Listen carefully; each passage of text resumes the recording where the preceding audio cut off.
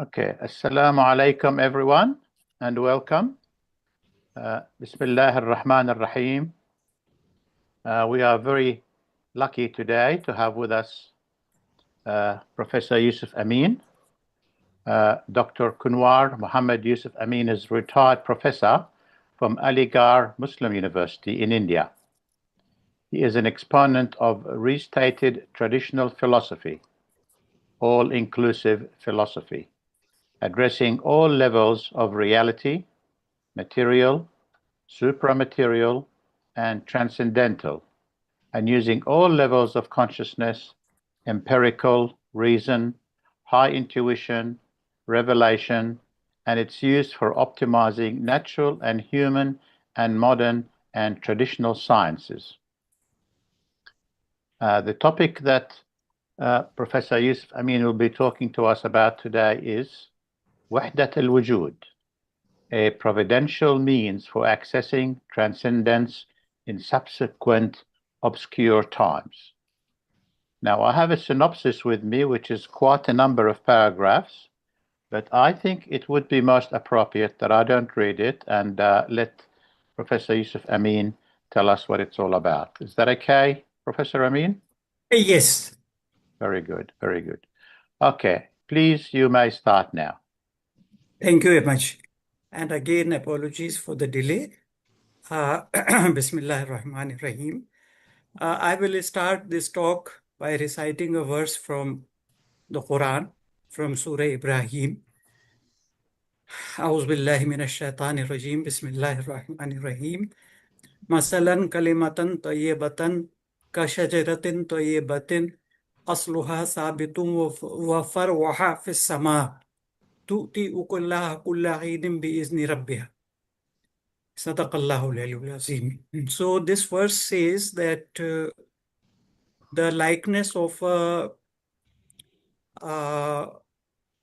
goodly statement is that of the likeliness of a goodly tree, whose roots are deep and strong, and whose branches are in the sky, and which gives its fruit all the time by the permission of its Lord. So this is this type of theme is mentioned in the New Testament also, where it says, Jesus is reported to have said that you shall know them by their fruit. This is a very celebrated verse, which has been put forward by Jesus, peace be upon him, as the greatest commandment. I'm sorry, no, this is not the one, the other one, which is also my reference. So here, the context tells us that Jesus is giving a criterion to people to recognize true exponents of truth from false prophets. And it is in that context that he says that you shall know them by their fruit, by their actions, by their words, by their life, by their impact, by their effects. So today, inshallah, I will be talking about the effects of Wahdatul Wujud. What are the applications of Wahdatul Wujud? What are the effects of Wahdatul Wujud? What have been historically the effects of Wahdatul Wujud over long centuries? It's not a matter of day or two, and not a matter of Andalusia, but a matter of the entire old world, particularly the Muslim world, and nowadays the entire world. When barriers have broken down, even in the non-Muslim areas, there is great interest in Ibn Arabi and Wahdatul Wujud, and it is being put to good use. So I'll be talking on the effects of Wahdatul Wujud. And as it has been mentioned in the title, it can be seen as the providential restorer of transcendence in the subsequent obscure times. We know that this is a truth which is averred by all traditions, including the Islamic tradition, that as time goes, there is a fall. And this fall, the biggest dimension of this fall is the cutting off of transcendence. And by transcendence, we mean God, the Spirit, the eternity. That's what we mean by transcendence. So a fall in reality, a fall in times, a decline in times is mainly a getting cut off from the transcendence. And this, according to Shah Waliullah, started as indicated by Shah Waliullah, it started in the 4th century Hijri, in the Islamic context, in the Islamic tradition. But overall, in the entire humanity, in every tradition, it can be seen. The growing obscurity, whose main feature is getting cut off from transcendence. It becomes more and more difficult to gain access to transcendence, to be conscious of transcendence, to be connected to transcendence, and to view the rest of the world in the light of transcendence, and to carry on one's life in the light of and according to transcendence. So this is God's mercy that in these growing obscurity, He provided a very, very great and unusual exposition, which is Wahdatul Wujud by Sheikh Akbar Ibn Arabi, Rahmatullah alayh, which provides a foolproof means of, and this will be supported by things which will come later, inshallah, in my talk. A very sure means of gaining access to transcendence. And this is a very dire need in the present times, in the last 2 centuries or so, particularly the last century, which is in which the Western modernity rules in the West, and by the means of the West, it rules the entire world. Although traditions do survive and continue to live parallel to the modernity, but as everyone of us knows, the modernity is dominant. And modernity is characterized by extreme materialism, which says that matter alone is the reality, and sensory knowledge is the only method of knowledge.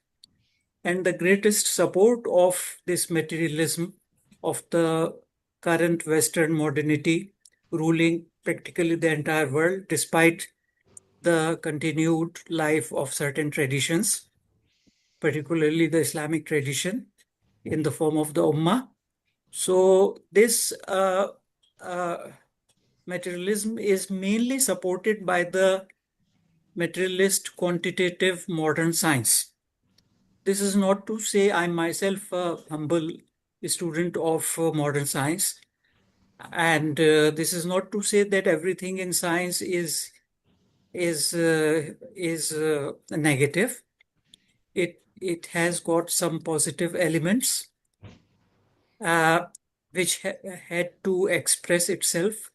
One of my young friends, who is 20 years younger to me, but he has a tremendous grasp on metaphysics, I said to him that modern science is also a possibility, which has now expressed. So in this way, there is a justification for modern science. He immediately rejoined to that, and that really stunned me. His answer just very much surprised me. He said that yes, it is a possibility, but it is a very low possibility, and that is why it is expressed in the last times, which are obscure times. So it is a very low possibility. So it is a possibility. It has got some element of truth, because without truth, even falsehood cannot stand. So those very small elements of truth in modern science uh, deserve to be sifted away. They have to be identified not by the common people, but by learned people. And then they have to be assimilated in learning and life, personal life and civilization in a very keeping them in their proper place and constantly managing them because they are very unruly. Despite having some positivity, even these positive elements have got some problems. So they have to be constantly managed and principles have to be discovered for managing even those few elements of modern science that are deemed positive or indispensable, if not positive, inevitable in these times. So this was a sort of digression which I needed to make in order to uh, avoid some misunderstanding. But on the whole, this quantitative modern science is being the linchpin and support of the extreme materialism. It cannot but be negative. Anything which supports materialism has to be negative. And this is the extreme opposite of transcendence, uh, which says that creation comes from God, lives in God, and goes back to God. It comes from God, but it is constantly connected to God. It lives in God, and it fully goes back to God. This is transcendence. And transcendence is the thing which is not the greatest value, but the value. Transcendence is the value, and it is a source of many secondary values and joy and bliss, both in this world and in the next.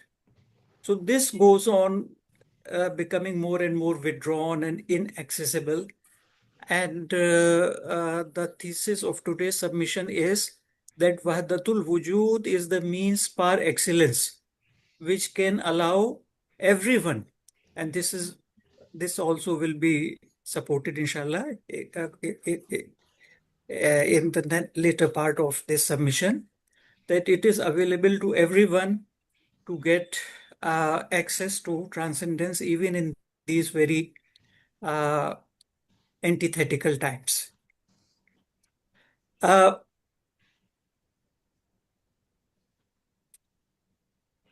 Wahdatul Wujud is basically a conceptual statement.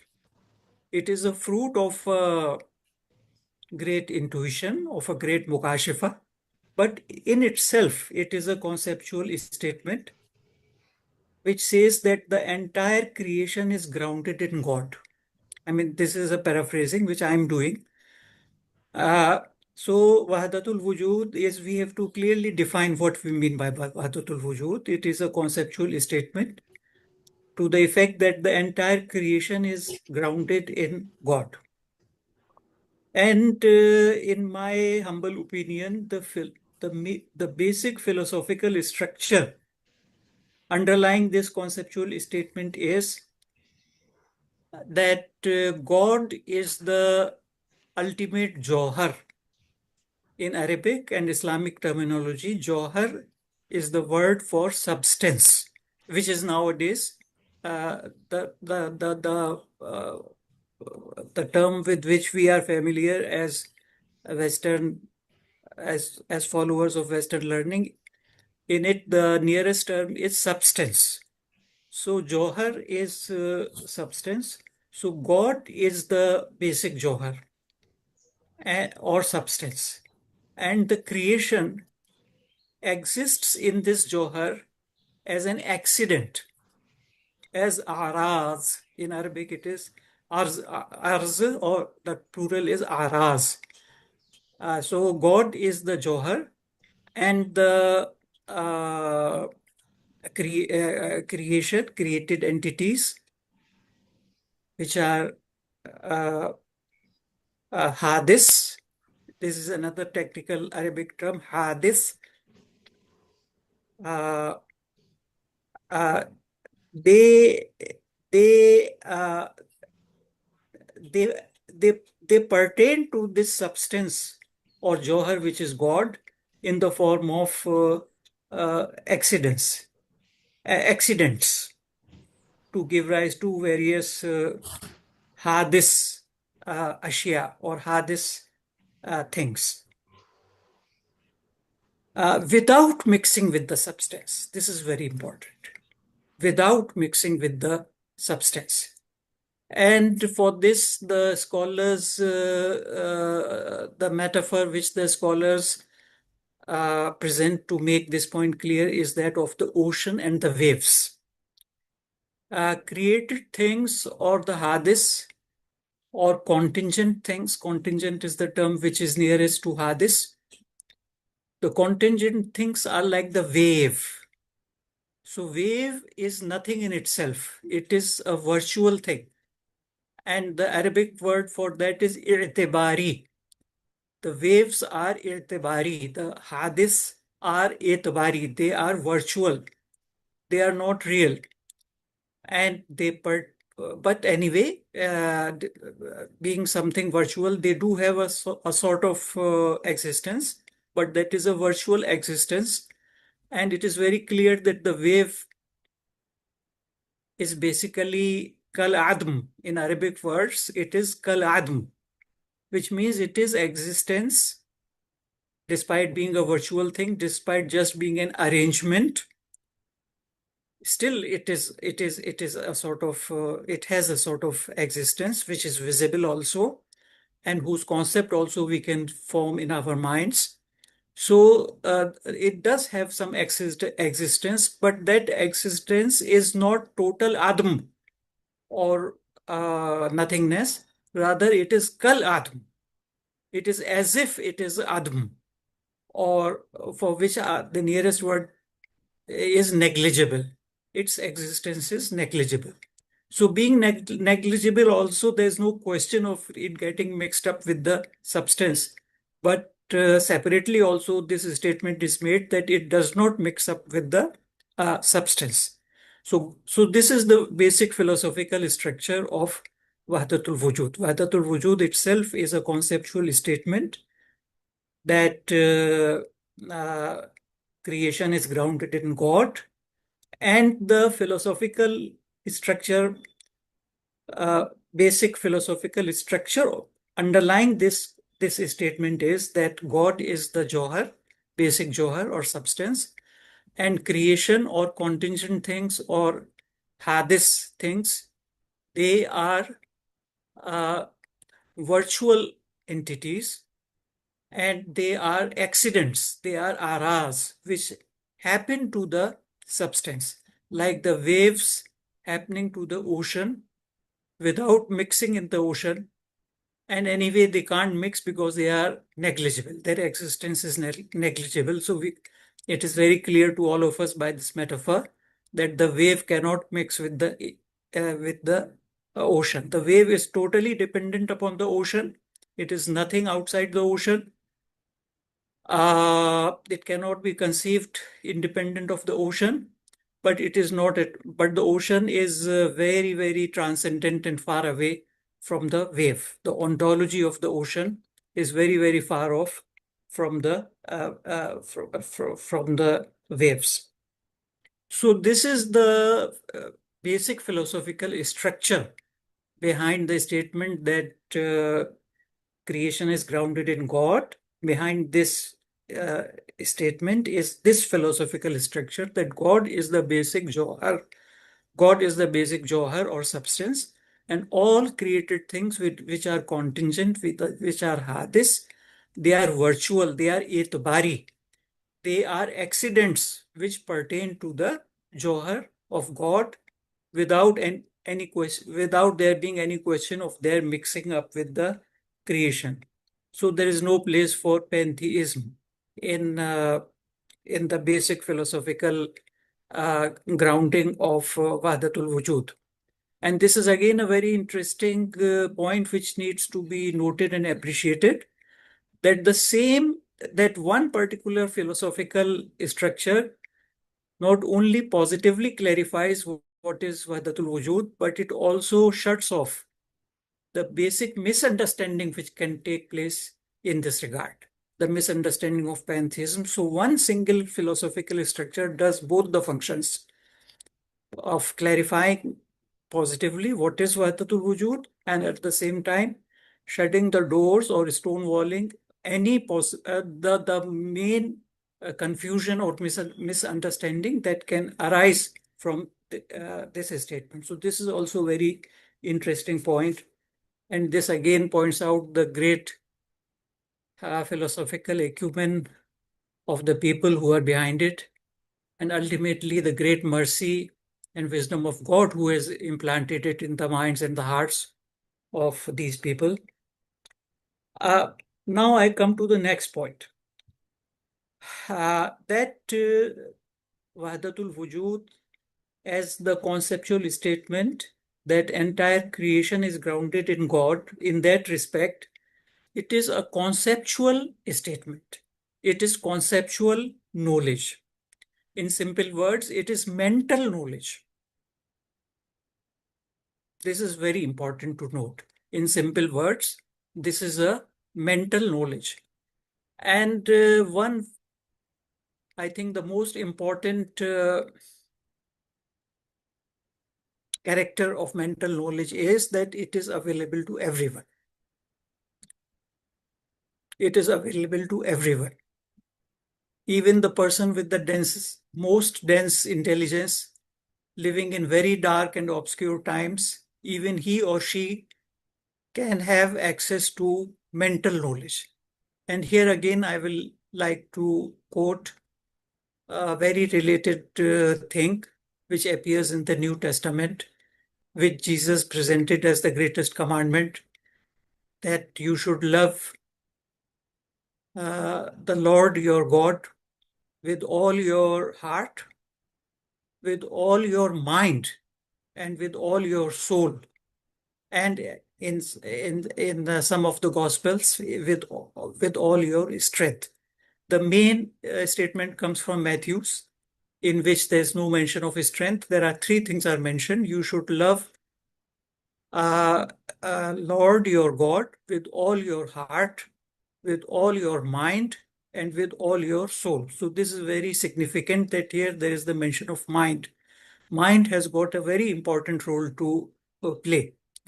It is something between the soul and the heart. So it has got a very important role to play. So this is indicated even in the New Testament.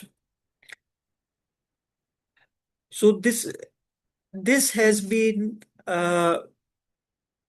stated by Shah Waliullah also in his book devoted to philosophy, although all his works, they have got elements of philosophy, but the book which is especially dedicated to philosophy is Al-Budur al-Bazigha. So in that book, Shah Waliullah makes this very startling statement, and I was also very taken aback and excited when I saw this statement. Although I had seen this idea in Shuon also earlier, but when I saw in Shah Waliullah, I was really amazed, in which Shah Waliullah says that conceptual knowledge is a means to, it's very much related to and very near to realizational knowledge. We should not dismiss conceptual knowledge as something totally useless and of little value. It is very close to realizational knowledge. So this is what Shah Waliullah mentioned, and this is what is indicated in that quotation from New Testament. And this is what Shuon has also said, that conceptual knowledge is very close to realizational knowledge, not only in the sense of being a ladder to the realizational knowledge, which all of us can understand, but also in having realizational knowledge, some element of realizational knowledge in itself, which few can understand, which only metaphysicians can understand. that conceptual knowledge is not only a ladder to realizational knowledge, it, along with some practice, some practical things, leads to realizational knowledge. This is very clear and this is true. But at the same time, it has that realizational knowledge to some or other extent inside it as a kernel. So this is a very, this in my opinion is my humble opinion is a very important point, which I have just highlighted. And now I think we can, I'm justified in making the statement that Wahdatul Wujud is a great providential thing given by God to allow human beings, every human being, to gain access to realizational knowledge in the measure commensurate with the capabilities of that person. Of course, there will be differences in degree, but this makes transcendence, and by transcendence, again, we mean God, spirit, eternity. That's what we mean by transcendence. So it makes transcendence accessible to everyone, even in this very materialistic modernity underpinned by the modernistic quantitative science, which has bedazzled everyone and cut everyone's eyes and souls and minds and hearts from the real truth to seek and live, which human beings were sent or made, which is transcendence, getting close to God. So that can be overcome. Victory can be achieved over its veiling effects by means of Wahdatul Wujud. So I think now it appears more justified, that earlier statement that, and the ability to fashion such a statement or to see such a statement, the mukashifa of such a statement, and then to support it by very apt philosophical foundations. This is really, I think, we can agree that this can be a great gift of God. This is something divine. This is something magical in the sense of white magic, of course, in the sense of theurgy. It is in that sense that it is a great ability to fashion to arrive at such a statement and to support that statement by certain philosophical elaborations and justifications. So that is no ordinary feat. So this is the justification for saying that it is providential. It could not be achieved by human beings, so it is providential. It has come from God, and it is providential in the sense that it has come at the right moment in history, when the times was becoming obscure, and when they were going to become obscurest, which unfortunately we are facing, but we should not never say unfortunately. We should always be razi bi raza. Whatever is the will of God, we should always be happy with the will of God. So I think this is also a habit which we should try to outgrow, of calling our existence in these obscure times as unfortunate. It is willed by God. Anything willed by God, we should be pleased with it. We should be razi with it. We should be happy with it. We should say yes to it. So So now I think it becomes justified, the title of this submission, that Wahdatul Wujud is a providential means for gaining access to transcendence by everyone, even in obscure times, and this most obscure of the times. Now I come to the second major theme in my presentation, and that is the chances of misunderstanding. It is a very subtle scheme, so it is likely to be misunderstood. Some people try to present it as a sort of defect in Wahdatul Wujud, that it is likely to be misinterpreted. But actually, it is in the fitness of things. Any great statement cannot be great if it is not likely to be misunderstood. Great statement, this is a necessary thing for great statements to be misunderstood. In fact, the propensity to be misunderstood can have both negative and positive implications. It can truly mean a thing which is ill-stated, so it is likely to be misunderstood. And the positive dimension of the chances of misunderstanding is that a thing is so great that it is inevitably likely to be misunderstood if enough care is not taken, if enough effort is not made, if enough preparation is not there. So in that sense, the propensity of being misunderstood points to the greatness of Wahdatul Wujud. As in the Hindu religion, it is said that the disciple should pay some fee to the mentor, to the guru, which is called Guru Dakshina.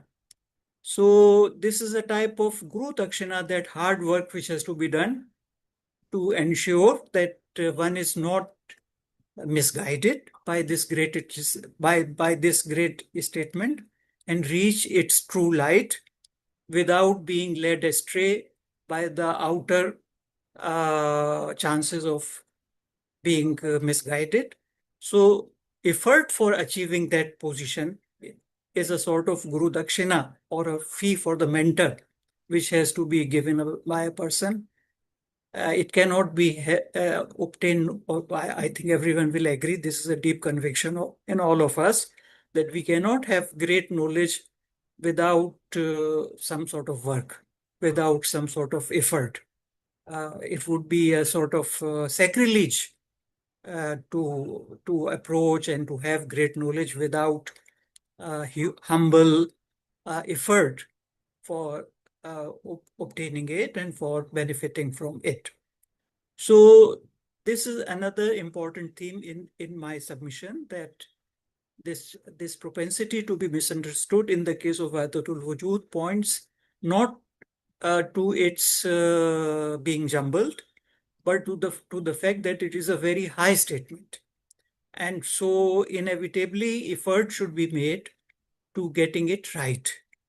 So effort has to be made. It has two dimensions. One dimension is to prepare oneself personally, to cleanse one's heart, one's soul, one's mind by means which can be known, and there's no time for going to those means. So one dimension is personal preparation, and another dimension which make things easy, which is again a mercy of God, that there are a large numbers of commentaries and explanations of Wahdatul Wujud which are available. As everyone who has been even a nodding familiarity with Sheikh Ibn Arabi rahmatullah alayh knows that his disciples have been through many generations and in many countries, beginning with Sadruddin Qunavi, and then in the later times other persons, Kashani and all. And even my country, India, was blessed in this regard, and one of the world-renowned expositor of Wahdatul Wujud, who not only explained it but brought out many of its hidden truths, was Sheikh Alauddin Mahimi. And those of you who are fond of tourism and they have been to India, they would be knowing this place, Mahim. Mahim is still there. It is still the name of that coastal part of Bombay or Mumbai, which is called Mahim. And there we have the Rosa, or the tomb of Sheikh Alauddin Mahimi. It is still there. He is called Qutub-e Konkan, Qutub of the Konkan. Konkan is that area, coastal area stretching from Mumbai up to Kerala is called Konkan. So he is called Qutub of the Konkan. So his explanation is also a world-renowned explanation, and there are many other explanations.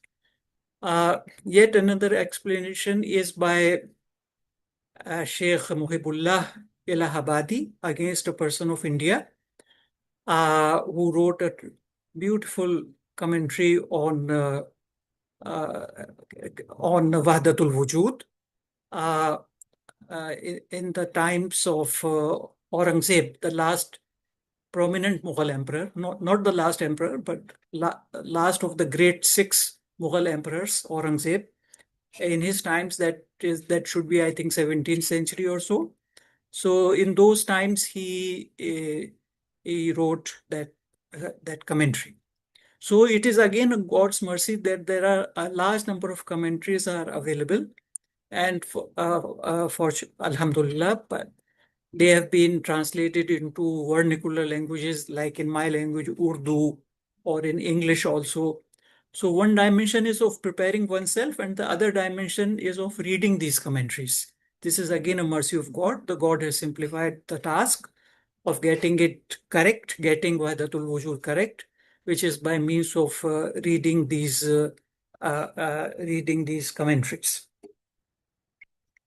Here it would be just to again point out what are the major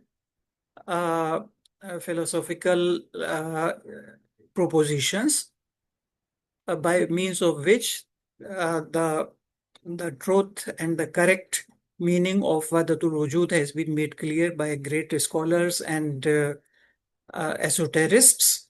And one of them has been already mentioned, the idea of virtuality. Etibari. The waves are all created things are etibari. They are virtual. They are not real.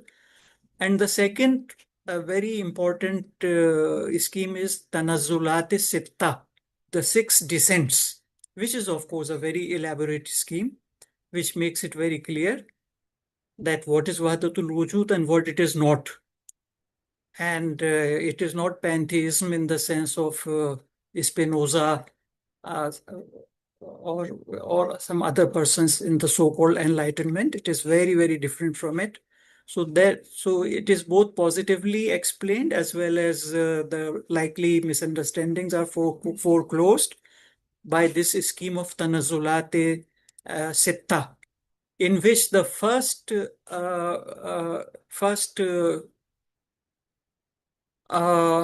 etibar is ahadiyat, and the second etibar is wahidiyat. I think most of us would be familiar with these terms.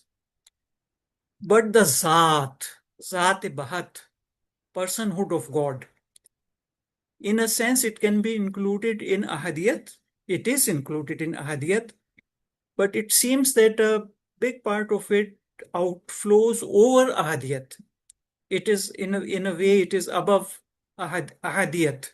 In a way, it appears if one goes through that scheme. So this scheme of Tanazulat Sitta makes it clear that the Noor-e Muhammadi, or the light of Muhammad, peace be upon him, which was the basis of creation of everything according to Islamic tradition. So that light, that Muhammadan light, peace be upon him, that appeared somewhere between ahadiyat and wahidiyat, whereas the zat is in the upper regions of ahadiyat and outflows it in the upward direction. So this itself is able to make clear that creation appertains to God, but God overflows creation tremendously. So in this way, this idea of itibar or virtuality, the scheme of Tanazulat Sitta, they are quite effective in clarifying the positive content of Wahdatul Wujud as well as in foreclosing the likely misinterpretations of the pantheism, in the sense in which Spinoza's ideas are there. So they foreclose those things. Here I would say that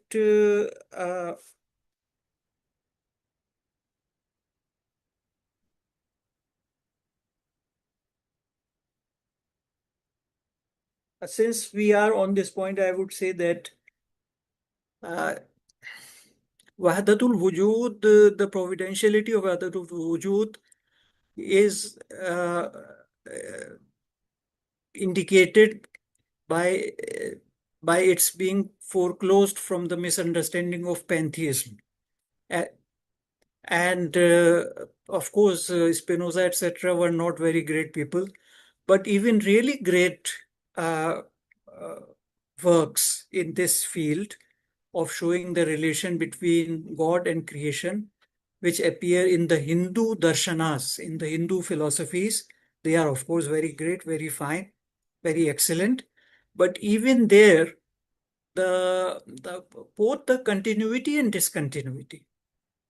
The creation is in continuity with God, and it is in discontinuity from God. Both exist simultaneously, continuity as well as discontinuity.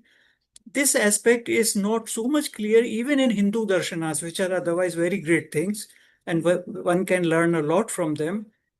But even in that case, uh, the simultaneous existence of continuity and discontinuity in the way in which it is clear in Wahdatul Wujud, in that sense, it is not clear even in the Hindu darshanas. For example, in Hindu darshanas, God is mainly discussed in the first darshan or the highest darshan, which is Vedanta. But the creation, in the case of creation, the darshan which is most relevant is Sankhya darshan. So in Sankhya darshan, the first principle is declared to be Prakriti. Prakriti is declared to be the first tattva or principle, without showing from where Prakriti came, without showing that it came from God, without showing that. Just right away things begin with Prakriti, with the statement that the first principle is Prakriti. And in the Vedanta, the elaboration gets completed by saying that Atma and Paramatma are one. The consciousness, the human consciousness, and God, they are one, without showing how human consciousness arises, without showing how creation arises from the Paramatma, from the ultimate Atma, how it comes about from it. So, this point also can be noted that pantheism is of course something very crude, but unfortunately people fall into that trap also, which is quite ham-handed and clumsy. So Wahdatul Wujud is so fashioned that it prevents from pantheism, but it is also it also has got certain elements which are missing in even such great schemes like that of the Hindu darshanas. So this again brings us to admiration and reverence for Wahdatul Wujud, that it was really remarkable. It was a great gift from God for everyone, for Muslims as well as entire humanity. This is a great gift. I'll come to this point of relation of Wahdatul Wujud with human beings as such a few minutes later. Now, the next thing is that Wahdatul Wujud gives to us the greatest thing, or the thing, rather we can call it the thing, and that is transcendence.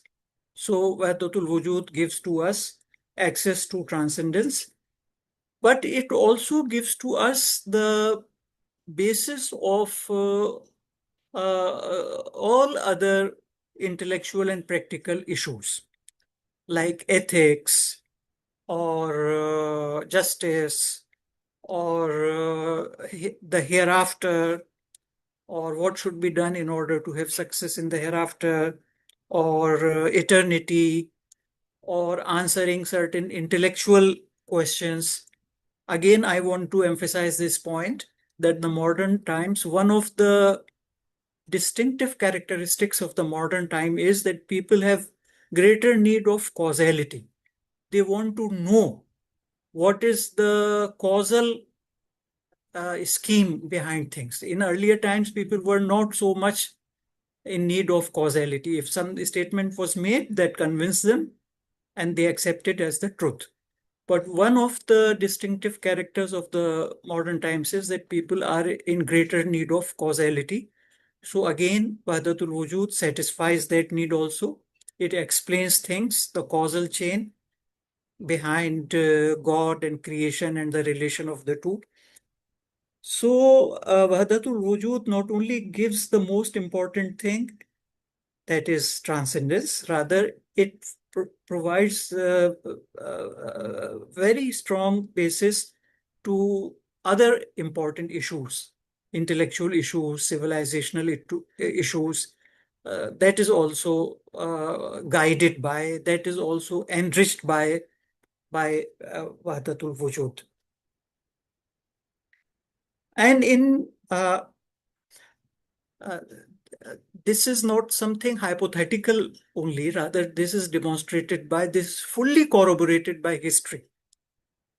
Once Wahdatul Wujud appeared on the scene in the Islamic tradition, all subsequent scholarship and practice in the Islamic tradition became fully and strongly centered on Wahdatul Wujud. And it became transformed and changed by Wahdatul Wujud. Of course, this transformation was in the nature of a nuance, because the related basic or concrete truth was always there by means of Sharia, by means of revelation, by means of exoteric theological sciences. It was there, but it became fully fructified. That's what I mean by transformation. So the entire Islamic learning became transformative. In this regard, a statement appears very iconic to me. And that is by the late Professor Yasin Mazhar Siddiqui. He was a professor in the Department of Islamic Studies in my university, in Aligarh Muslim University. And he often used to say or quote, maybe he got this idea from someone, but he often used to say that all of us are Wahdatul Wujudi, whether we know it or we do not know it, whether we accept it consciously or we oppose it. But all of us, after Wahdatul Wujud, we are all Wahdatul Wujudis. All of us, all the scholars of every rank, they are Wahdatul Wujudis. So this is something which is corroborated by history, that Wahdatul Wujud, once it appeared on the scene, it, like a lightning, it took over the Islamic tradition. I do not know how it got connected to the rest of the humanity. It must have got connected to the rest of humanity, but I do not have the knowledge of that historical aspect. And it is one of the tasks for us to explore that.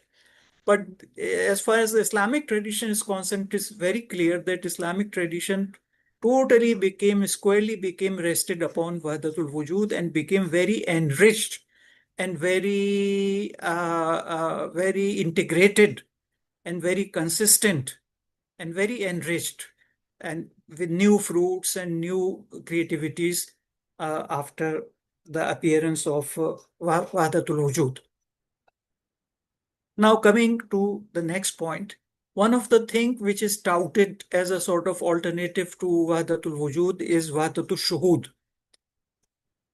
And but if we look carefully, Wahdatul Shuhud, which basically means that when a person starts his journey to God, then at a particular point of his time, of his ascension, he or she feels that everything is God. He sees it as God. Shuhud means seeing. So Wahdatu Shuhud, unity of seeing it.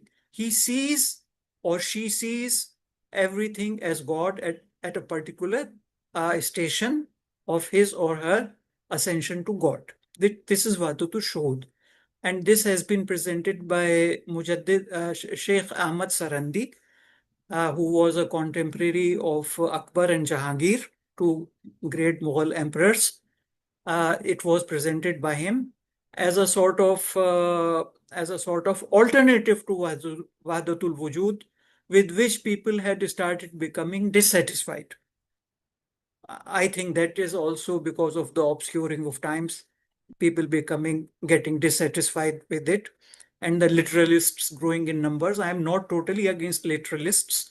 They also have a place in Islamic ecology, but they should always remain in a minority.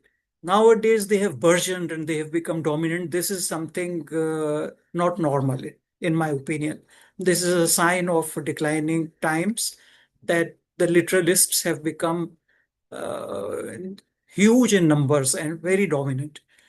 So maybe those things started happening, which impelled Sheikh Ahmad Sarhandi to think and ponder.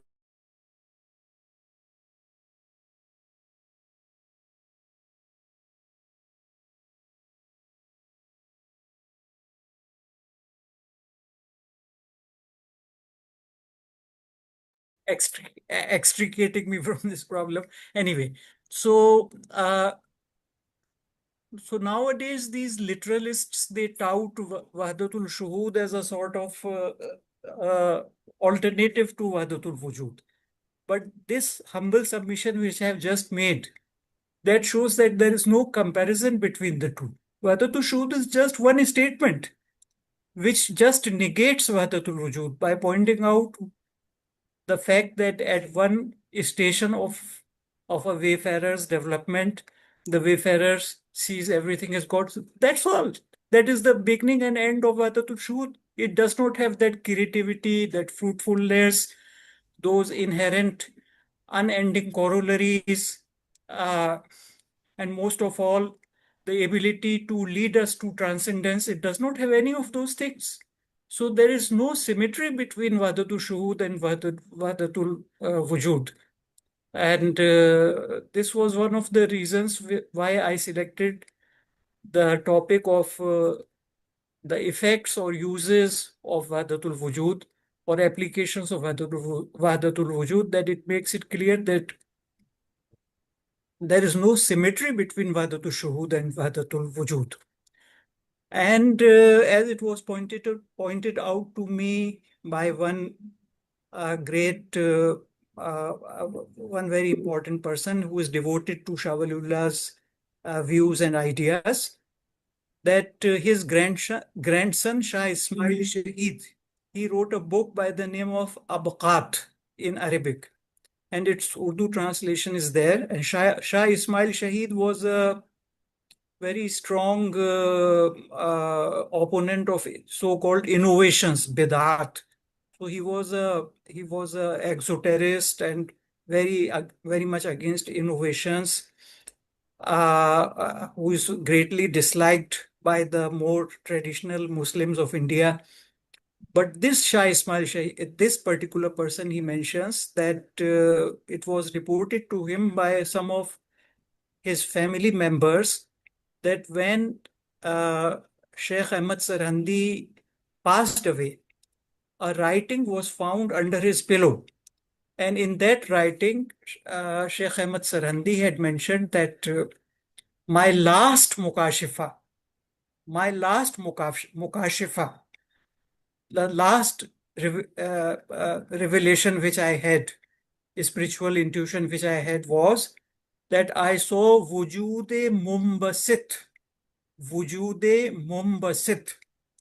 the expanded existence, wujude mumbasit, reflected in the mirror of God.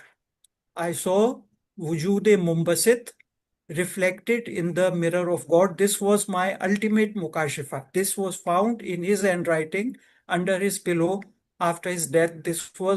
This has been written by Shah Ismail Shaheed in the towards the end of the 17th century in his book Abqat. And this reflection of Wujud-e Mumbasit is equivalent to Wahdatul Wujud. The fact that the reflection of Wujud-e Mumbasit in divine mirror is equivalent to Wahdatul Wujud. So I checked it. I found a book, Urdu translation of Abqat, and I checked, and it was clearly mentioned over there that even Sheikh Sarhandi, according to the family members of Shah Ismail Shahid, who was again a great opponent of innovations, and he was himself a literalist, but he mentions that it was told to him by some of his family members that after his passing away of Sheikh Ahmad Sarhandi, this statement was found under his pillow that my last mukashafa was the reflection of Wujud-e Mumbasit in the divine mirror. And this reflection of Wujud-e Mumbasit in the divine mirror is a paraphrasing of the proposition of Wahdatul Wujud. So if we accept it, then the entire effort by the literalists to drown out Wahdatul Wujud, it fizzles out. That the person who developed Wahdatul Shuhud himself, the last revelation which he got, the last mukashafa which he got was that of Wahdatul Wujud. So I want to emphasize this point that it is time we laid this to rest and not speak of Wahdatul Wujud and Wahdatul Shuhud in one breath. They are totally non-commensurate with each other. Wahdatul Wujud is a very great thing. Wahdatul Shuhud is merely a statement of one idea. So we should this practice should be stopped of talking to them as sort of equivalents and opponents. So this thing. The last point to which I want to come is that what can be seen as the impact of Wahdatul Wujud in the Ummah, in the Islamic tradition, and in other traditions, and even in the absence of tradition, which is secularism or modernity. So I have tried to do that.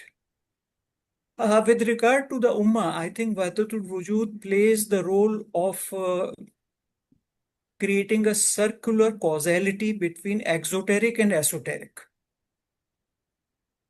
Wahdatul Wujud facilitates that facilitates the fact that behind the Sharia, behind the statement of the creed or aqidah by exoteric means, implied in it is Wahdatul Wujud, is the esoteric aspect.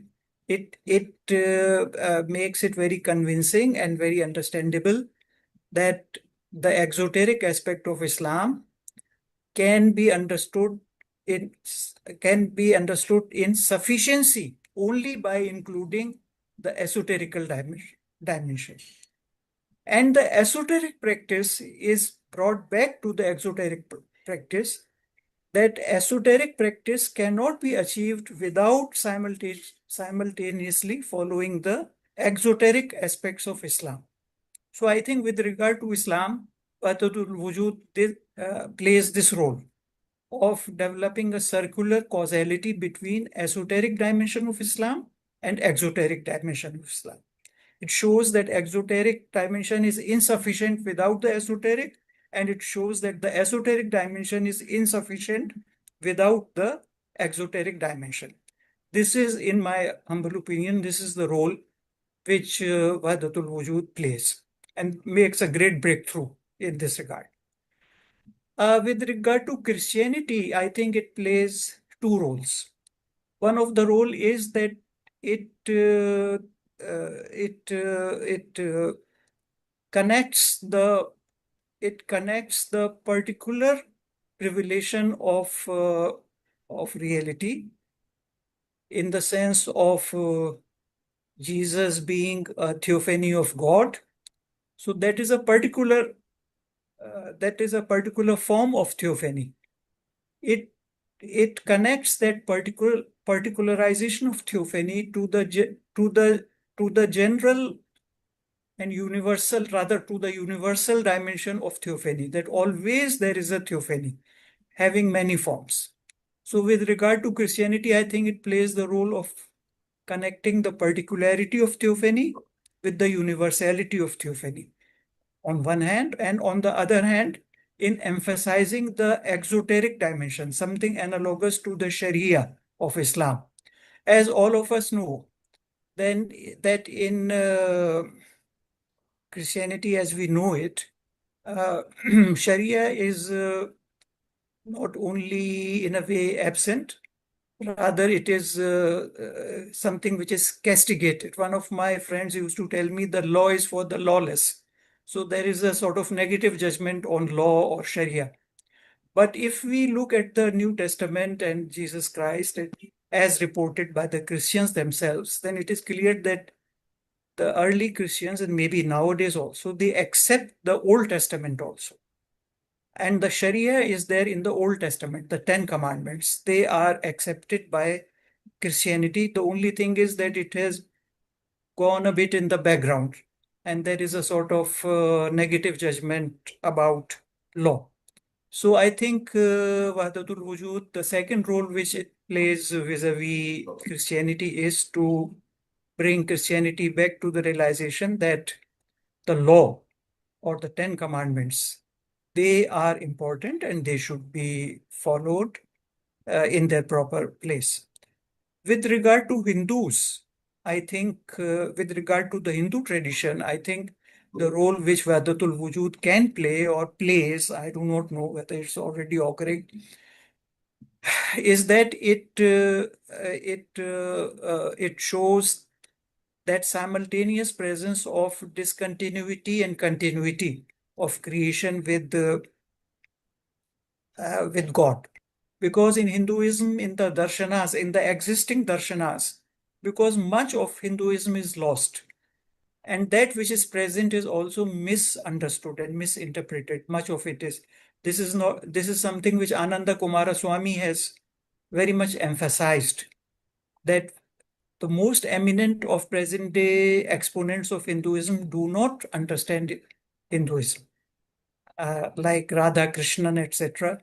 So Ananda Kumar Swami has emphasized this point that Hindu religion and Hindu philosophy is very much misunderstood by the present day Hindu exponents of that tradition. And that's why he has written a book called A New Approach to the Vedas, which is a small book.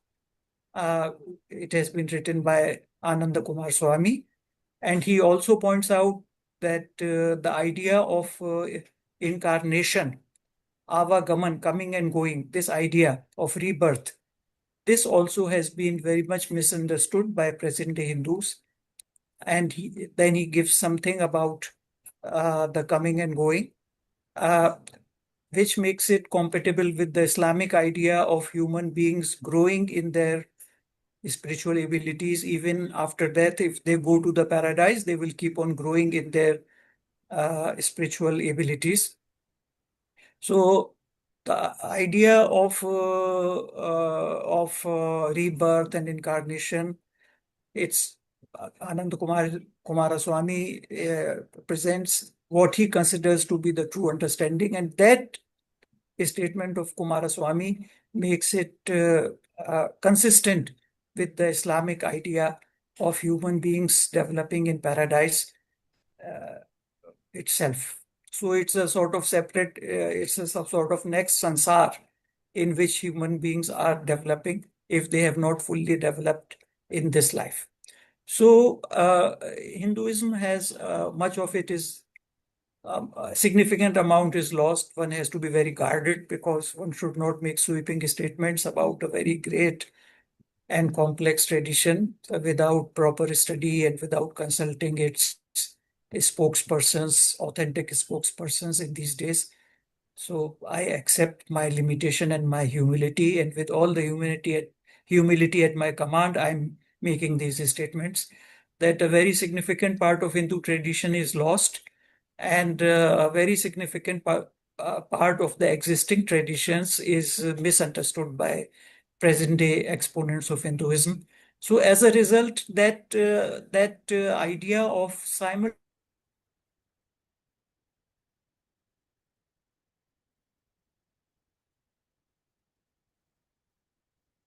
Hindu tradition can set that problem right with the help of Wahdatul Wujud.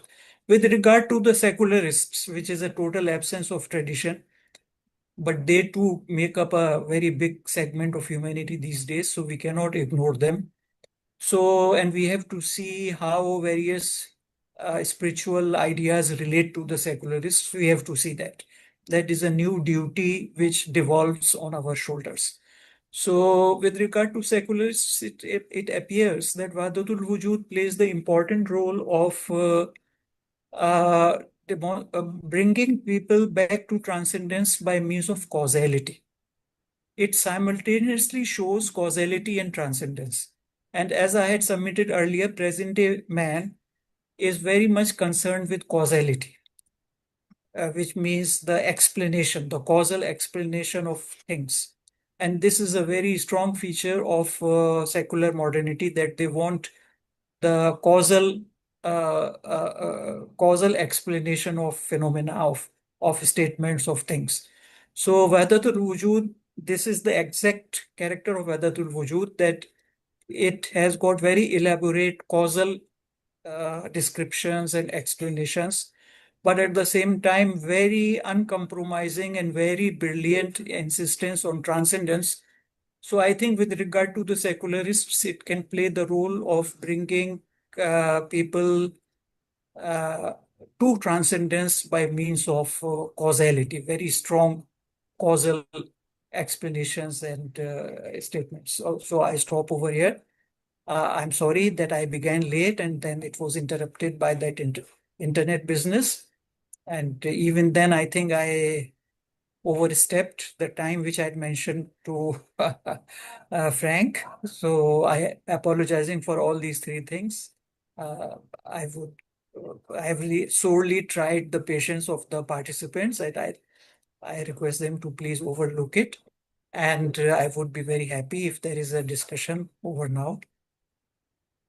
Thank you very much. Thank you very much for this amazing presentation, Dr. Yusuf Amin. This is talking about apologies. You have many times more than made up for it in the thoroughness. You're extremely thorough. You combined for us the scholar with the sheikh. So I don't know which part of you is speaking from the scholar, which part of the sheikh. It seemed to be very beautifully combined, which is fantastic. So you've been very careful and humble and beautiful to listen to. So I would look forward to doing some discussion with you now, but just before I get involved, I want to ask if anybody else first want to have any questions or comments to Professor Amin. Please go ahead. You can either just start speaking, and if 2 or 3 people speak at the same time, I will choose one of you.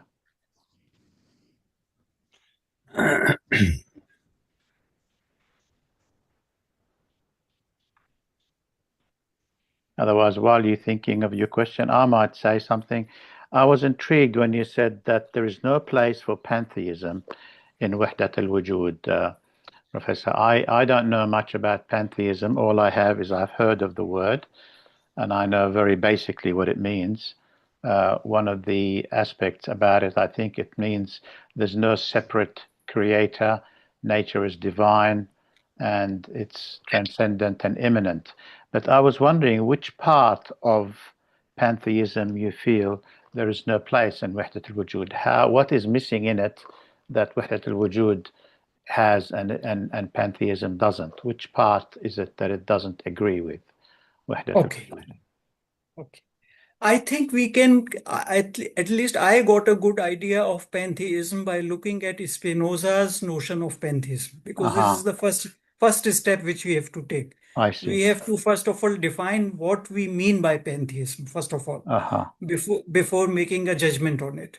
Yeah. And then it is very clear that whatever little I read about Spinoza's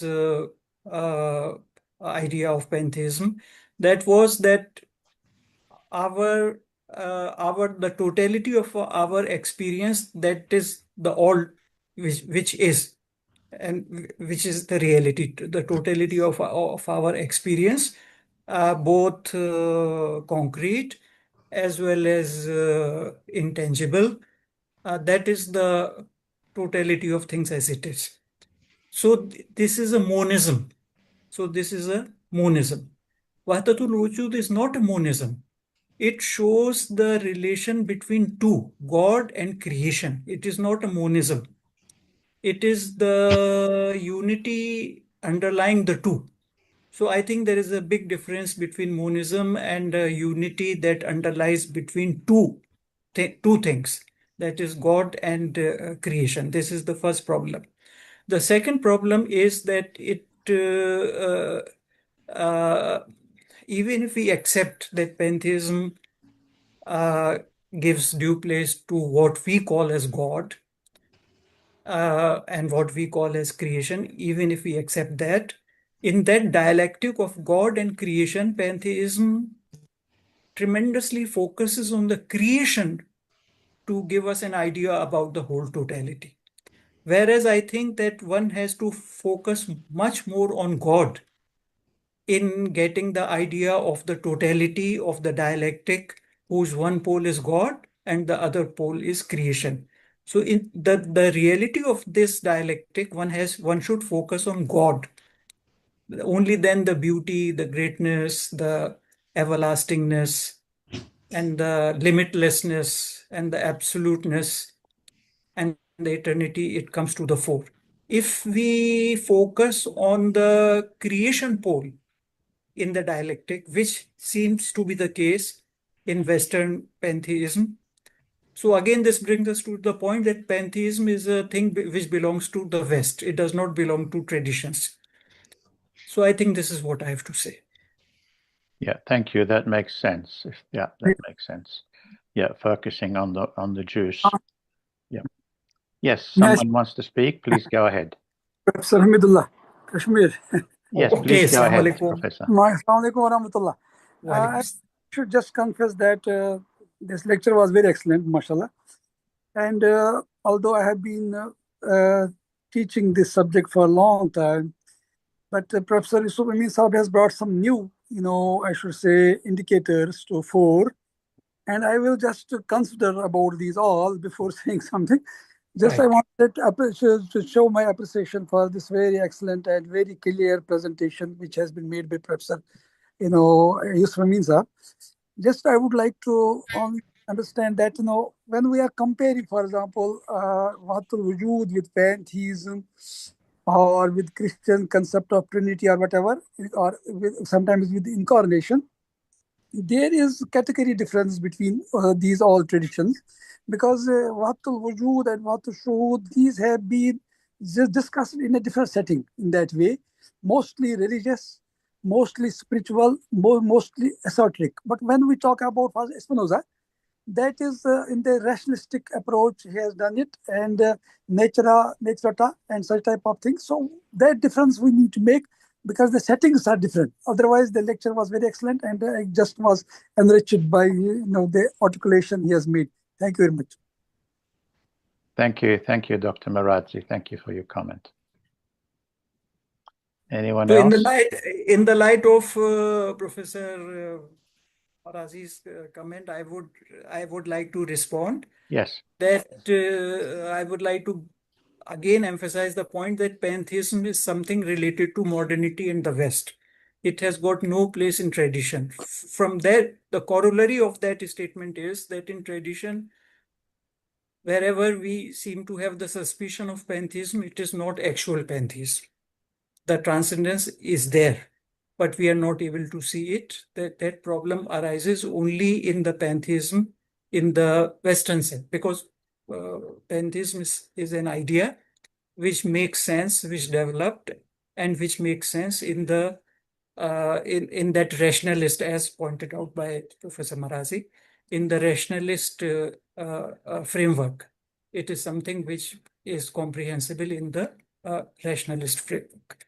And in tradition, whatever is judged as pantheism is not pantheism. Yeah. So in other words, Dr. Yusuf, you implied that if pantheism acknowledge and accept the presence of the transcendent, even though they don't see it, then they come closer to Wahdatul Wujud. Phenomena which are thought to be pantheistic in traditions, in say Hindu tradition or other traditions, phenomena which are considered to be pantheistic, it seems that they are not pantheistic. And if we look more carefully, more sympathetically, more rigorously into it, then we will find that there is the transcendence of God is assured in those schemes. Thank you. Anyone else like to have questions or comments? I have a question also. Yes. Yeah, allowed? Yes, So please, basically, Dr. Marazi, go ahead. Thank you very much. Basically, when we talk about, for example, Vedanta, Advaita Vedanta, then there is Dvaita Vedanta, then Visheshka Vedanta in Hinduism. So some people say that Wahdatul Wujud was influenced either by the Neoplatonism or by Hindu concept of Advaita Vedanta.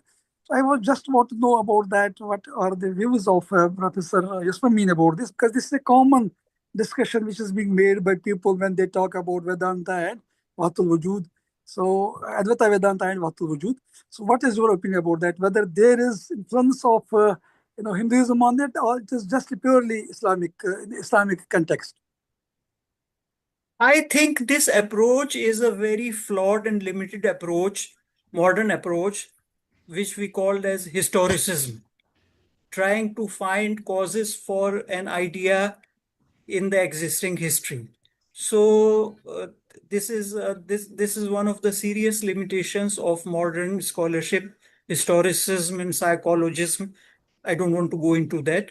But the outcome is, the result is that my humble position on it is that there are affinities between Wahdatul Wujud and Vedanta and Neoplatonism. There are affinities. But Wahdatul Wujud came directly from God to Sheikh Akbar. It came directly from God. But from the same God, things went to Vedanta, and from the same God, things went to Neoplatonists. So there are affinities between them, and one should not be seen as the cause of the other. And then at the level of the scheme itself, there are important differences, some of which I tried to point out. That the simultaneousness of discontinuity and continuity between creation and God is quite clear in the case of Wahdatul Wujud, but it is not so clear in the Hindu darshanas of Vedanta and Sankhya, because as we know that there are six darshanas, six orthodox or astic darshanas, and the one which deals with God is Vedanta, and the one which deals with creation, the most important one is Sankhya. So, so this is my opinion that there are affinities between Wahdatul Wujud and Vedanta on the one hand, and with Neoplatonism. Neoplatonism is a wonderful thing. I put it second only to Hinduism in its wisdom. So there are affinities between Wahdatul Wujud and Vedanta and Neoplatonism, but these two cannot be considered as the historical causes of Wahdatul Wujud, number one. Number two, at the level of the scheme itself, there are very significant differences between Wahdatul Wujud and Vedanta and Neoplatonism. Right. Because there is no scheme of this Tanazulati Sita in Vedanta, you're right, in this Advaita Vedanta. And even in Neoplatonism, although there is the nous, concept of nous, intelligences, but not as deciphered as has been done by Ibn Arabi. So you're right. Thank you. One of the books which I was simultaneously reading while preparing for this lecture was the Urdu commentary on the commentary by Mohibullah Ilahabadi. Mohibullah Ilahabadi had written a commentary which is called Tasviya. Tasviya. Ta, Sin, Wow, Ya, Ha. Tasviya. And then a later day person, which is Shah Anwar Ali Qalandar, wrote a commentary on it, which is called Tasfiya. just after the times of Aurangzeb, or maybe in the times of Aurangzeb. So the Urdu translation of that tasfiyah was with me, and I found it to be a very good source of clarifying things with regard to Wahdatul Wujud. Thank you. There's a Persian couplet, "Gar farke maratib na kuni zindagi." If you do make difference between the gradations of existence, this is like in atheism, so that is very prominent among the Wahdatul Yes. Wujud. So there are the gradations of existence. It is not Yes. one in that sense, sure. Thank you, Professor Maradzi. Anyone else have any questions or comments? I have a little one, Dr. Yusuf. I mean, you mentioned that effort is required by the student, which is, of course, very true. I like that. But I was wondering, you mentioned also there is a need for a fee. Now, I have no problems with the efforts required in having to do practice and humility and patience and study and, zikr and all these things. But the fee, I'm not sure it's wrong. I can see that it's a valid thing to do in today's world and so on. I mean, the teacher needs to eat and pay his rent. But I'm just wondering whether traditionally a fee is, because often in spirituality they see that you don't charge for information or knowledge or experience or grace that was given to you by God as grace. So how can we charge someone else for God's gift? Firstly, this term fee I took from the Hindu term Guru Dakshina. Dakshina. So I don't know whether fee is a proper translation of Dakshina, but that's how it is usually translated, firstly. I see. Secondly, I used it as a metaphor for effort. I used this as a metaphor for effort. That effort is the fee. Yeah. Thirdly, even paying something with money or means, even that is very much a part of the wayfaring. But in Islamic tradition, it is called khidmat. It is not called fee. Yeah. In Hindu tradition, it is called dakshina. But in Islamic tradition, it is called khidmat. And I was so taken aback when a taxi driver who took me to a Maulana, I said, I'm so happy that Maulana was about to go to Lucknow and I have met him. The driver said, yes, sir, you should be happy because इबादत से जन्नत मिलती है, खिदमत से खुदा मिलता है. By worship we get paradise, and by khidmat, by service or by this fee, we get God. So your devotion to this sheikh, it's a sort of khidmat for the sheikh. Yes. You can hope to get God. So I was surprised that a semi-literate taxi driver, I mean, that is the beauty of our tradition, that even semi-literate people, they have these truths. Yeah. Yes. So it is a sort of khidmat. In Islamic tradition, it is khidmat. Yeah. Which is definitely a part. Service. Yes, that's very good. But it's I think the fee has connotations of business in materialistic societies, which is it is commercial. It is commercializes things. Yeah, that's it. Yeah. Also, Professor Amin, in your synopsis that I sent as email to people who are on my email list, you mentioned this dragon and the story of the dragon as a test. When somebody gets the transcendent or the grace, they still they get some negative connotations afterwards, and they lose it or it's lost, and they have to there's some suffering involved, and they have to do some work. I mean, it's part of the effort we talked about before, but this is slightly different effort. That's the effort that you have to do in response to getting this grace or this connection, and you lose the connection. Can you talk some more about this dragon? This idea came to me, but I did not have the time to find whether some great people or scholars have mentioned this idea or not. So I did not make it a very prominent part of my submission. Yes. But this idea did come to me that one when one gets something, then immediately one also gets a second testing.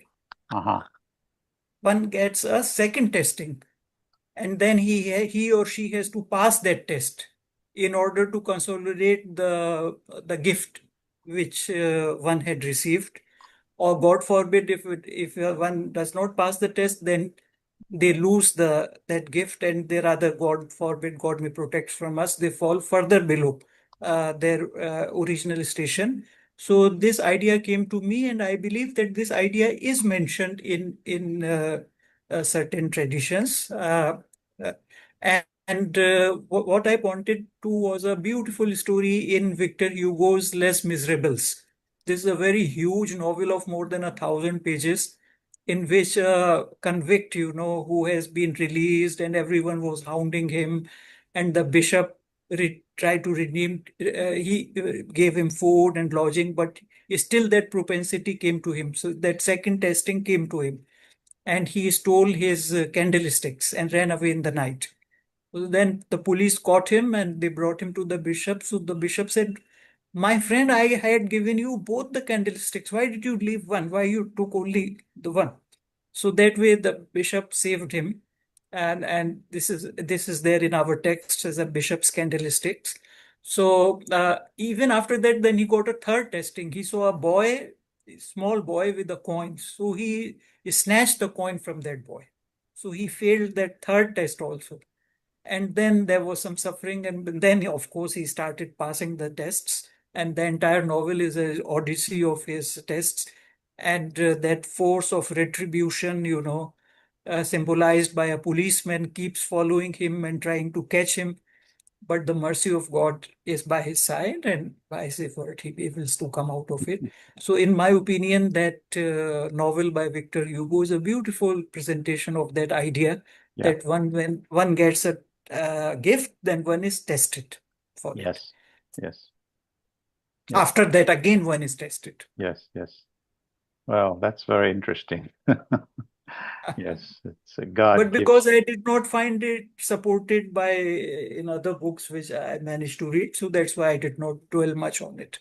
It's sort of supported. I've heard of it in the context of meditation. When people meditate and they transcend in their meditation, they go very deep, but they could sit there for half an hour or two during the meditation, and they're at one with the transcendent. But when they come out and they go back to activity and work, they lose it. So the context there is that you need to work to test this, to stick to you, so the transcendent stays with you even during activity, not only when you're not active, because when you're not active, it's easy. There's only the transcendent. There's nothing to distract you from it. You and the transcendent are one. But when you're in activity, that's the real test, that you lose it. So ideally is you want to not lose it during activity, and that's the fully realized person that is there all the time, eternally, not just during meditation time. Does that make sense? What was in my mind is slightly different from that. And that is that when one gets a gift or attains some station, then there is a second test. Then there is a test takes place. And one has to pass that test.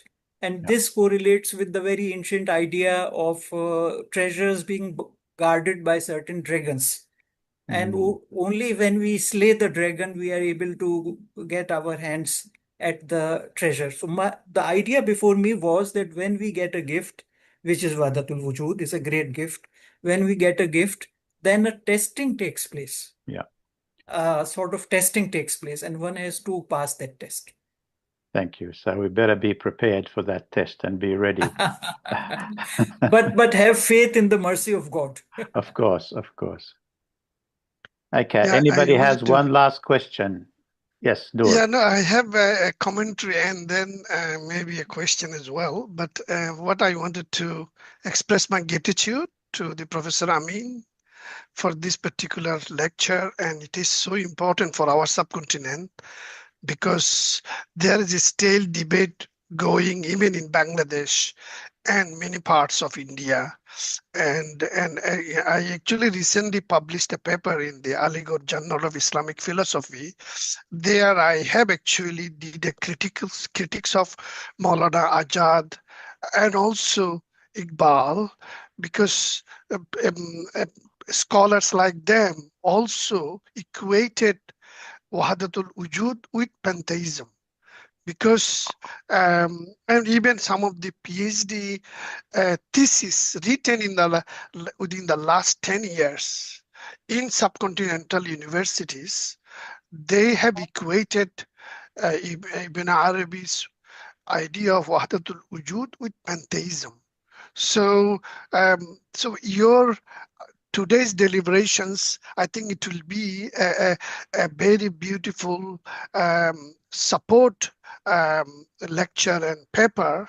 If it is possible, if you can share it is in a paper form, that will be very helpful, because I could use it as a reference for other people as well, to convince them that a scholar like yourself, the way you quoted from various sources, it will be useful for other people to be convinced on it.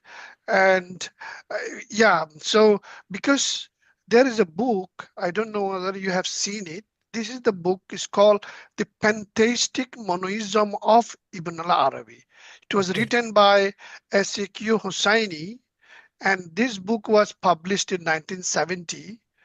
And that book was referred to by many young researchers to equate Wahdatul Wujud with the pantheism. Because pantheism, in their mind, is that God and universe are identical.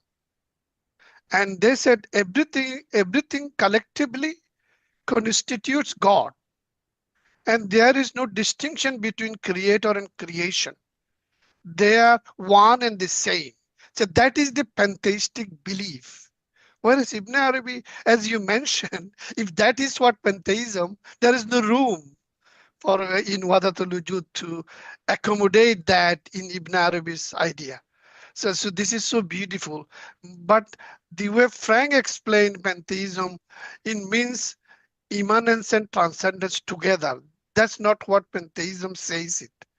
Pantheism completely ignore transcendence. Yes. So as a result, of course, other people get mixed up, because in the Know Thyself, that book written by Bellamy, he gave an example of, cow dung. And cow dung, if you look into the atomic level, all atoms are also doing zikir, right? But some people saying, hey, Ibn Arabi is saying cow dung can be God. That's how they're criticizing Ibn Arabi, because this example was used by one of the people who was trying to explain Wahdatul Wujud. Whereas Wahdatul Wujud, that particular wording was never used by Ibn Arabi. It was used by Sadruddin Kunawi and others, but not Ibn Arabi himself. And William Shittick fully clarified on it. But still, lots of scholars from our subcontinent is still attributing Wahdatul Wujud as a pantheistic idea. So this is why what we have been told, that Hazrat Mujaddid Al-Fasani had to come up with a new idea called Wahdatul Shuhud, because Wahdatul Wujud is so flawed, he need to invent another theory, and that's how he brought the reform in Islam and saved Islam from this misguidance which Ibn Arabi is spreading, and that's what a lot of even ulama called him kafir because of that. So this is why this idea was clarified even after Mujaddid Al-Fasani. Mujaddid Al-Fasani himself said about it in his latest, of course, in his Maktubat Sharif, in the later part of his Risala, he already clarified that Ibn Arabi's idea, what he committed in the earlier part of his Maktubat, is not correct. He fixed himself. And then he himself surrendered that for if you want to know Islam and the divine Lord and prophecy, you need to study Quran and Hadith. But if you want to know about any awliya or wilaya, you have to study Ibn Arabi. That's what Mujahid Al-Fasani himself said. But Maulana Ajad, Abul Kalam Ajad, and many other Islamic scholars in the subcontinent, they said that Al-Fasani was a reformist. Akbar, our emperor, he was basically swallowed by Ibn Arabi's theory, and that's why he established Dina Ilahi. So they were mixing even this Hinduism, Buddhism, everything into one religion. So that's what the fault of Ibn Arabi. So Mujahid Al-Fasani came to save Islam from it. And that's how they were painting him. But a lot of research later found the scholars like Friedman, scholar like William Shittick, they found that Mujahid Al-Fasani was actually himself appreciated Ibn Arabi, and he never contradicted the way they painted him. So this is where I think Professor Amin's lecture will be very useful and variable. So about that Wahdatul Shuhud, the way you said it, so beautiful. So you said that Wahdatul Shuhud is a kind of branch. It's not the full Wahdatul Wujud. Would you clarify on how you have seen it? Because that's what even Shah Waliullah Dehlovi also said, that he harmonizes the idea of Wahdatul Wujud with the Wahdatul Shuhud. And William Shittick said Wahdatul Shuhud is not a new thing, it's part of Wahdatul Wujud. Wahdatul Shuhud is not a separate idea, because if there is no Wujud, how can you have a Shuhud? So the way you explained, if you want to clarify briefly on Wahdatul Shuhud, how it is not an individual new doctrine, the way some of the Wujudi versus Shuhudi, some of the Sheikh still see it that way. Wujudi people are bad and Shuhudi people are good. That's how they want to paint it. So would you like to clarify on that one, that Wujudi, Shuhudi, there is no such classification? I would like to say two things. Firstly, that the comparison of Wahdatul Wujud and Wahdatul Shuhud, this is a big topic in itself, and today there's no scope for going into it. This is the first thing. The second thing is that Wahdatul Shuhud is a univalent statement, whereas Wahdatul Wujud is a very seminal thing. It has got hundreds and hundreds of truths inside it which flow out from it.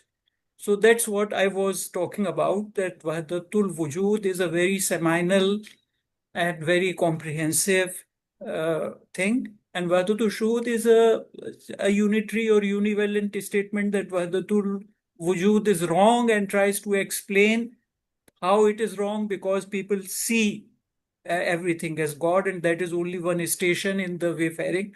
So Wahdatul Shuhud is a very small thing as compared to Wahdatul Wujud. It is a univalent, unitary idea, whereas Wahdatul Wujud is a statement which is full of and replete with tremendous other truths, which is a sign of reality, of being closer to reality, of being more foundational, of being more basic. So that seminality is a sign of the greater truth and greater level of a statement. That's what I said. But as far as the comparison of Wahdatul Wujud and Wahdatul Shuhud is concerned, it is a topic in itself, and it's not possible to go into it. However, as a methodology, I would say that we should make Shah Waliullah as our point of departure. rather than Iqbal or Azad or even more later persons. So instead of making them as our point of departure, we should make Shah Waliullah as our point of departure for trying to understand a sort of comparison of Wahdatul Wujud and Wahdatul Shuhud. That would be much more helpful. Thank you Many so thanks. much. That is beautiful. Thank you so much, Professor. Thank you so much. Look, we could never thank you enough. This has been an amazing lecture, and we have exceeded the limit now of the time spent on a particular session. I will also apologize for the fact that we started a little bit late and we had an interruption, but sometimes things happen beyond our control. And as Professor Amin said, whatever God gives, this is God's will, we'll accept it gladly and say, this is what we needed. Thank you very much. So, and thank you everyone for being here. It was lovely having you all. And thank you so much. And until we meet next time. Next time. Professor Maraji has a comment. Yes. In the chat, shall I read the comment? Okay. I'll read the comment of Professor Marazi. Actually, there's another one before it, actually, from Ellen. Thank you, Professor Amin and Dr. Frank, for asking the dragging question. A wonderful idea. I agree with the speaker. Inshallah, a paper would be a great gift. Thank you, from Greg Lahoud. And Professor Marazi said, Assalamu alaikum. After listening to this excellent lecture, I feel that I need some time to reflect carefully on its content. Inshallah, I shall continue pondering over the ideas presented and engage with them more deeply before offering any substantive comments. Only after striving to understand the subject fully can I hope to respond with the clarity and fairness that it deserves. I believe I need to engage with this topic more consciously, critically, and academically in order to appreciate its various dimensions and implications. My sincere thanks to Dr. Frank. Well, I'm not a doctor, Mr. Frank. My sincere thanks to Dr. Frank and Professor Yusuf Amin for such a stimulating and thoughtful, provoking presentation. Jazahallakum khairan. So, thank you very much, Dr. Professor Marazi, and also Professor Amin, and everyone for coming. And we look forward to seeing you next month. Thank you. Thank you. Assalamu alaikum. Wa alaikum salam. Thank you. Very much.